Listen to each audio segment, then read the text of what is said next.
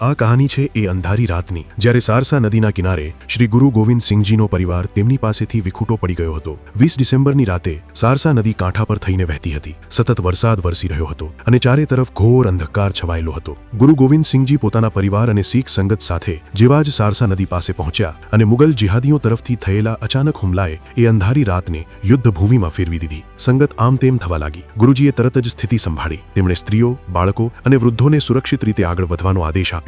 પાછળની તરફ વીર શીખોએ મોરચો સંભાળ્યો, જેથી ઇસ્લામિક આક્રમણકારોને રોકી શકાય। ગુરુજીના બંને મોટા પુત્રો સાહિબજાદા અજીતસિંહ અને સાહિબજાદા જુઝારસિંહ પાછળ રહીને શીખો સાથે જિહાદીઓ સામે સીધો મુકાબલો કરી રહ્યા હતા। આ અફરાતફરી વચ્ચે નદી પાર કરતી વેળાએ ગુરુજીનો પરિવાર 3 અલગ અલગ જૂથોમાં વિભાજિત થઈ ગયો। માતા ગુજરીજી પોતાની સાથે બંને નાના સાહિબજાદાઓ જોરાવરસિંહ અને ફતેહસિંહને લઈને એક દિશામાં અલગ થઈ ગયા। ગુરુ ગોવિંદ સિંહજી પોતાની સાથે બંને મોટા સાહિબજાદાઓ અને થોડા શીખો સાથે બીજી દિશામાં આગળ નીકળી ગયા। અંધકાર એટલો હતો કે કોણ કયા માર્ગે આગળ વધ્યું તે કોઈને ખબર ન પડી। આ દરમિયાન અનેક મહત્વપૂર્ણ વસ્તુઓ જેમ કે ધાર્મિક ગ્રંથો સારસા નદીના પ્રવાહમાં વહી ગયા। થોડું અંતર કાપ્યા પછી માતા ગુજરીજીને ગંગુ નામનો એક વ્યક્તિ મળ્યો, જે અગાઉ આનંદપુર સાહિબમાં સેવા કરી ચૂક્યો હતો। પરિસ્થિતિની ગંભીરતા જોઈને તેણે માતાજીને પોતાની સાથે ચાલવાની વિનંતી કરી। સુરક્ષિત સ્થળની શોધમાં માતા ગુજરીજી બંને નાના સાહિબજાદાઓ સાથે ગંગુ સાથે આગળ વધ્યા।